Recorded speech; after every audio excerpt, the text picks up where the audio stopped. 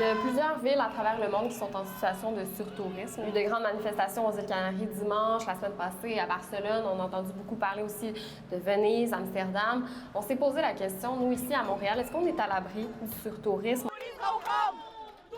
85% des Montréalais sont fiers de savoir que Montréal est une destination touristique phare.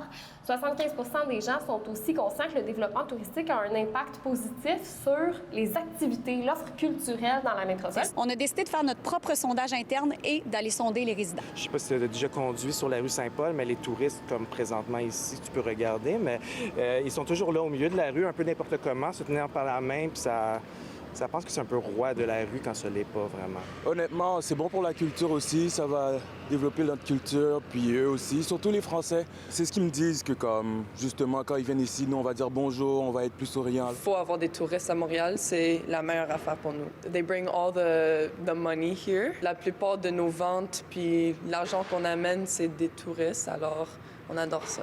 Et c'est vrai ce qu'elle dit, puisque les retombées économiques du tourisme en 2023 étaient de 4,7 milliards de dollars. Au-delà de l'hôtel dans lequel tu habites, des attractions que tu visites, la façon dont tu es accueilli par les résidents d'une destination, c'est le premier critère de l'expérience favorable dans une destination. Du Sénégal. Oh, pourquoi Montréal? Mon frère a visité Montréal l'année dernière. Il m'en a parlé, la beauté et les gens, comment ils sont ouverts. C'est pourquoi je suis venu encore. Et finalement, est-ce que c'est à la hauteur de vos attentes? Ah oui, oui. Ils sont très chill. Ils sont vraiment, c'est des gens très calmes, posés. Enfin, franchement, c'est un lieu hyper agréable pour vivre ici.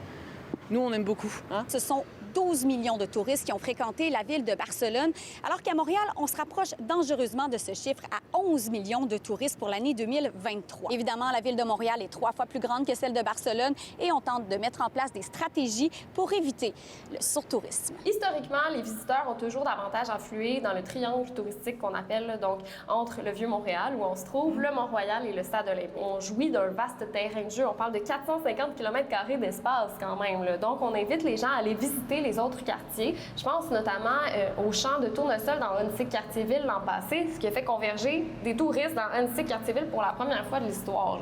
Après, l'an passé, la rue Wellington a aussi été nommée la rue la plus cool du monde. Le même sondage a été réalisé à travers 12 autres villes dans le monde. Conclusion, on note dans la métropole un sentiment à l'égard du tourisme 5 supérieur à la moyenne des autres villes. À Montréal, Marie Castimard pour Nouveau Info.